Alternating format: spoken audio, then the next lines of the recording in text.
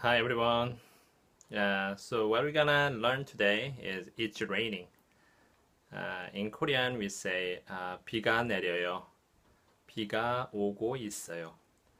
So rain is 비. Yeah, 비. And 내려요 means fall. Yeah, 내려요, fall. And 오고 있어요. 오고. Actually, originally 오고 오다 means come, coming.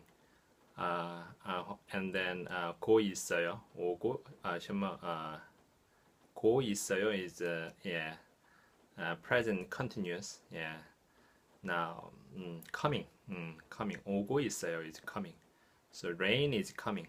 비가 오고 있어요. Or 비가 내려요. The rain is falling. Yeah.